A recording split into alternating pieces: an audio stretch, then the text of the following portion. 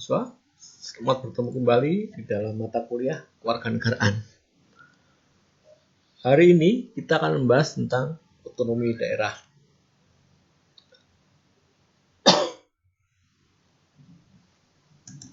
Adapun tujuan pelajaran kita hari ini ada 6. Yang pertama adalah tentang pengertian otonomi daerah. Yang kedua tentang latar belakang otonomi daerah. Kemudian 3 tentang tujuan dan prinsip otonomi daerah. Keempat tentang perkembangan otonomi daerah. Kelima, pembedaan urusan perintah yang menjadi kewenangan perintah pusat dan kewenangan perintah daerah. Yang ketiga, bagaimana implementasi otonomi daerah pada saat ini atau sekarang ini. Memasuki pembelajaran pertama tentang pengertian otonomi daerah. Kalau kita lihat kata dasar dari otonomi adalah otonom. Menurut KBBI berasal dari kata berdiri sendiri atau dengan pemerintahan sendiri. Nah, kalau pemerintahan daerah otonom adalah kelompok sosial yang memiliki hak dan kekuasaan menentukan arah tindakannya sendiri. Kemudian pengertian yang lain tentang otonomi daerah adalah hak, wewenang, dan kewajiban daerah otonom untuk mengatur dan mengurus sendiri urusan pemerintahan dan kepentingan masyarakat setempat sesuai dengan peraturan perundang-undangan. Sedangkan daerah otonom adalah kesatuan masyarakat hukum yang mempunyai batas-batas wilayah yang berwenang mengatur dan mengurus urusan pemerintahan dan kepentingan masyarakat setempat menurut prakarsa sendiri berdasarkan aspirasi masyarakat dalam sistem negara kesatuan Republik Indonesia. Itulah rekan mahasiswa tentang pengertian tentang otonomi daerah. Ada pengertian yang lain mungkin bisa nanti Anda cari sendiri di sumber pelajaran yang lain. Sedangkan kalau kita melihat yang menjadi munculnya latar otonomi daerah ini atau latar belakang otonomi daerah ini, kembali kemunculan otonomi daerah ini dipicu atau disebabkan oleh krisis ekonomi dan politik yang terjadi di Indonesia pada tahun 1997. Krisis tersebut menjadi salah satu alasan bahwa selama ini pengelolaan negara pemerintahan yang bersifat sentralistik. Kemudian ada juga keinginan dari beberapa daerah yang mereka mempunyai sumber daya alam yang melimpah untuk memisahkan diri dari kesatuan Republik Indonesia. Kemudian latar belakang yang lain dipicu dari kehidupan berbangsa dan bernegara yang selama itu ya, sebelum tahun 1997-98 sejak reformasi yang terpusat di Jakarta atau Jakarta sentris. Itu bisa dilihat dari contohnya adalah perputaran uang yang 60% beredar di Jakarta. Kemudian izin-izin investasi dan pekerjaan semuanya pusat di Jakarta. Kemudian ada juga yang menjadi latar belakang adalah pembagian hasil penjualan kekayaan sumber daya alam yang dirasakan tidak adil bagi daerah penghasil. Karena seluruh penjualan hasil sumber daya tersebut dibagi merata ke seluruh wilayah Indonesia tanpa kriteria lebih bagi daerah-daerah penghasil sumber daya alam tersebut.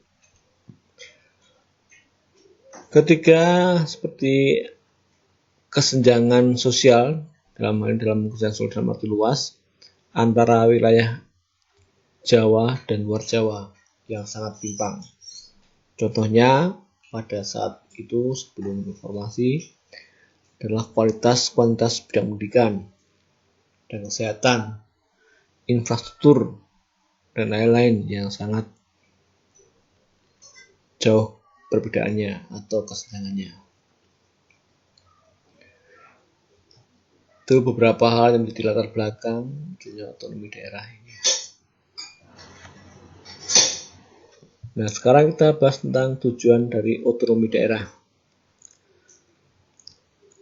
Tujuan dari otonomi daerah ini tentu saja menjawab dari permasalahan-permasalahan yang muncul yang menjadi latar belakang kemunculan otonomi daerah tersebut.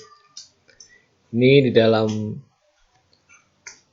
Pasal 2 ayat 3 Undang-Undang Nomor 32 Tahun 2004 tentang pemerintahan daerah. Secara singkat dituliskan bahwa pemerintahan daerah menjalankan otonomi seluas-luasnya dengan tujuan, dan tujuannya adalah untuk meningkatkan kesejahteraan masyarakat, pelayanan umum, dan daya saing daerah. Dan juga pendapat tentang tujuan otonomi daerah ini yang dilihat dari beberapa segi, contohnya dilihat dari segi politik, bahwa penyelenggaraan otonomi daerah dimaksudkan untuk mencegah sentralisasi kewenangan di pusat dan membangun masyarakat yang lebih demokratis. Kemudian dilihat dari segi pemerintahan, penyelenggaraan otonomi daerah diharapkan untuk mencapai pemerintahan yang efisien.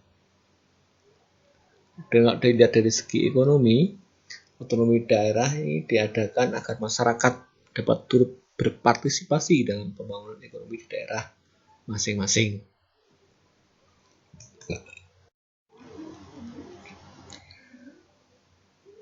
Dengarkan mahasiswa, selanjutnya kita akan membahas tentang prinsip-prinsip dari otonomi daerah. Dalam prinsip-prinsip ini ada dua prinsip, yaitu 3 prinsip pokok dan prinsip tambahan. 3 prinsip pokok dalam otonomi daerah. Yang pertama adalah prinsip otonomi nyata. Ini artinya bahwa suatu prinsip bahwa untuk menangani urusan pemerintahan dilaksanakan berdasarkan tugas, wewenang, dan kewajiban yang senyatanya telah ada dan berpotensi untuk tumbuh, hidup, dan berkembang sesuai dengan potensi dan kekhasan daerah masing-masing. Ini untuk prinsip otonomi nyata. Jadi benar-benar nyata ada potensi, ada permasalahan, dan juga ada solusi yang bisa diselesaikan sesuai dengan kekhasan daerah masing-masing. Ya. Jadi tidak bisa disamaratakan. Dan prinsip tanggung jawab. Nah, ini prinsip ini merupakan tentang hak dan wewenang dan kewajiban Pemda yang diberikan oleh pemerintah pusat harus benar-benar dilaksanakan oleh pemerintah daerah dengan penuh tanggung jawab sesuai maksud tujuan dari otonomi daerah ini. Jangan sampai pemerintah daerah melupakan tujuan dari pemberian otonomi daerah ini, sehingga masyarakat yang akan menjadi korban karena diabaikan atau tidak diperhatikan oleh pemerintah daerahnya. Ini adalah prinsip tanggung jawab. Jadi setelah diberi kepercayaan untuk mengurus daerahnya sendiri masing-masing, mereka harus, atau kepala daerah atau pemerintah daerah harus punya tanggung jawab untuk mengurusi daerahnya tersebut. Prinsip yang ketiga adalah prinsip otonomi yang seluas-luasnya. Harapannya bisa semua urusan pemerintahan diserahkan pada daerah. Tapi sampai pada saat ini ada urusan-urusan pemerintah pusat yang masih menjadi kewenangan pusat. Ya. Untuk kewenangan pemerintah pusat hanya ada 6 kewenangan yang semua terpusat. Ya. Kemudian Pemda tingkat 1 dan tingkat 2 diberi 16 kewenangan. Ini kalau kita lihat kewenangannya lebih banyak yang di pemerintah daerah ya. Kemudian ada juga ini prinsip-prinsip tambahan tentang daerah. Ini ada dinamis, kesatuan, penyebaran, keserasian, demokrasi, dan pemberdayaan. Nanti untuk uraiannya bisa kalian baca sendiri di dalam modul kita. Perkembangan otonomi daerah di Indonesia.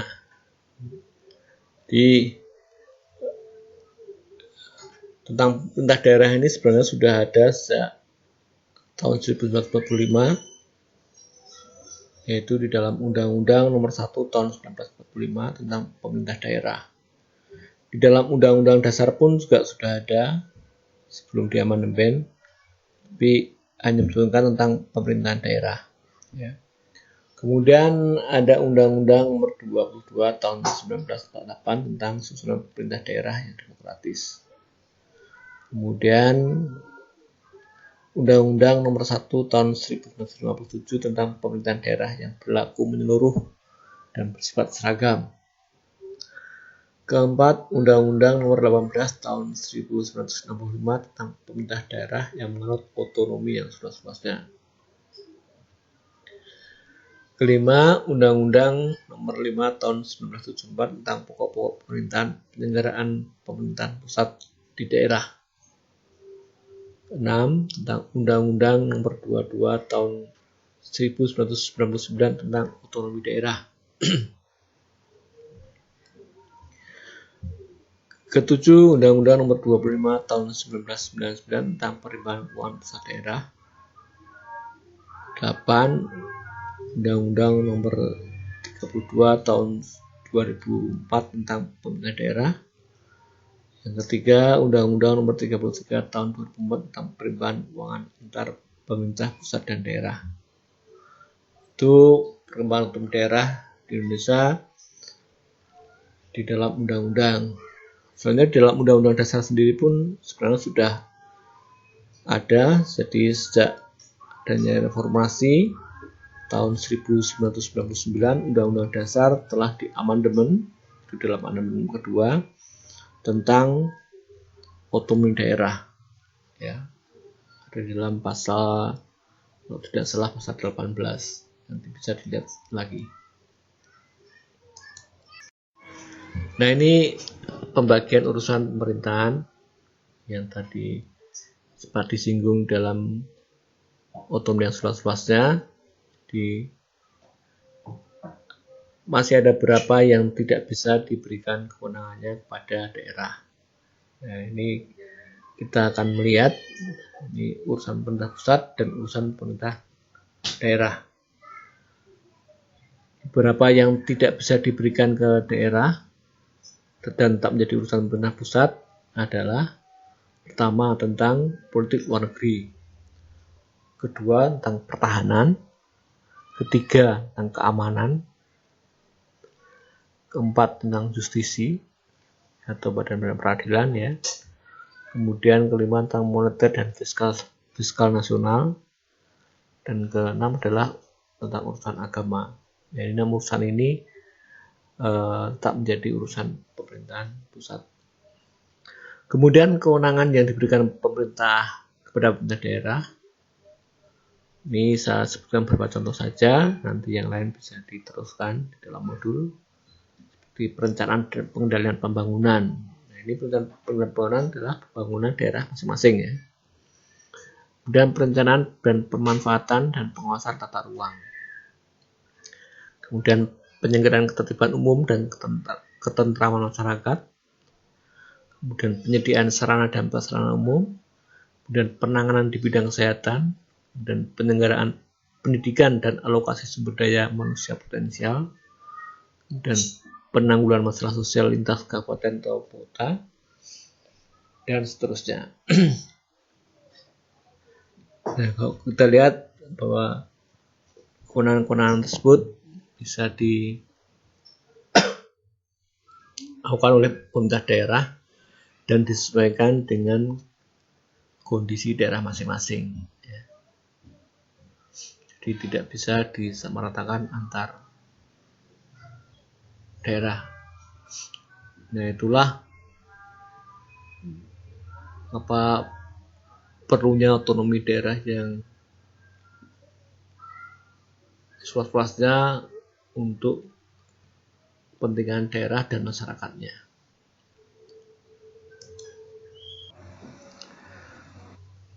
Dan sekarang dari mana sih sumber pendapatan daerah ini? Ada 3 sumber sebenarnya ya. Pertama adalah sumber dari pendapatan daerah, asli daerah atau PAD, pendapatan daerah. Itu seperti hasil pajak daerah, kemudian seperti hasil restribusi daerah, kemudian hasil pengelolaan kekayaan daerah yang dipisahkan, ya, atau bagian laba dari BUMD, kemudian lain-lain PAD yang sah, jasa giro, penjualan aset daerah dan sebagainya. Atau mungkin bisa seperti PNBP-nya daerah gitu ya. Dan inilah PAD sumber pendapatan daerah dari pendapatan daerah. Ini memang kalau kita lihat pendapatan asli daerah sangat berbeda antar daerah. Ada daerah yang pendapatan asli daerahnya besar, ada juga yang kecil. Nah, karena dari sumber-sumber yang ada di daerah tersebut tidak sama antar daerah ya. Nah, selain dari PAD, sumber pendapatan daerah juga ditunjang atau didapat dari dana perimbangan. Nah, ini bantuan dari dana perimbangan dari pusat nih ya. Ada dana bagi hasil. Nah, ini tadi yang disebutkan sumber daya alam tadi itu ya. Sumber daya alam yang disetorkan ke negara kemudian dibagi lagi. Ada juga dana alokasi umum. Kemudian ada lagi dana alokasi khusus untuk daerah-daerah tertentu. Ya, ini mungkin daerah-daerah yang membutuhkan dana lebih, maka dia perlu dana alokasi khusus. Kemudian sumber yang lain adalah lain-lain pendapatan daerah yang sah, yang seperti hibah atau dana darurat dari pemerintah. Nah, ini masuk menjadi salah satu sumber pendapatan daerah.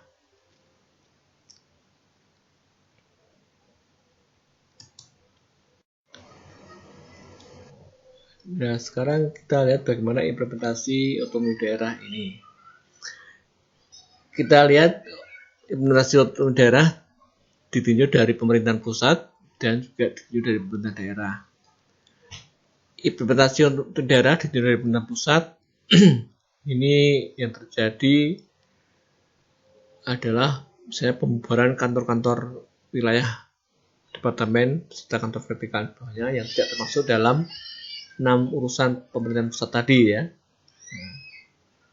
Di selain 6 urusan pemerintah pusat yang tadi disebutkan, ini semua kantor wilayah departemen dulu yang dikelola di Jakarta yang terpusat dibubarkan.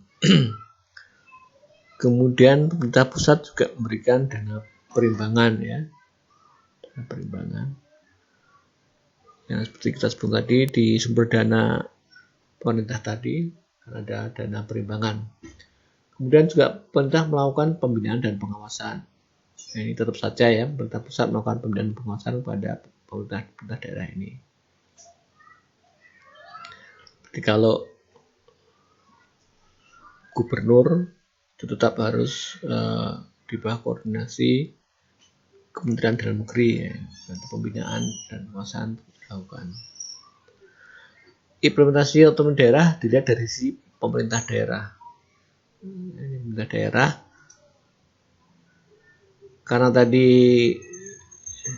ada pemberian dana perimbangan, maka pemerintah daerah akan menerima dana perimbangan dari pemerintah pusat. Kemudian dia menetapkan atau memungut pajak bumi dan bangunan (PBB).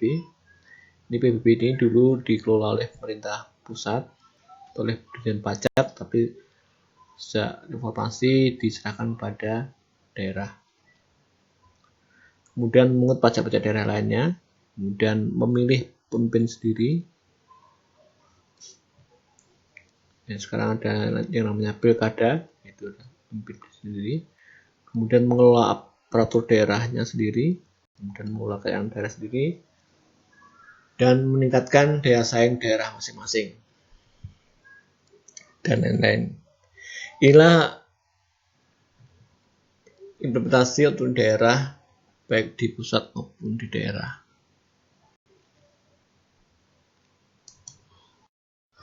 Baik rekan mahasiswa, saya rasa itu sedikit tentang pengantar tentang otonomi daerah. Nanti kita akan bahas lebih lanjut dalam diskusi di dalam kelas. Terima kasih.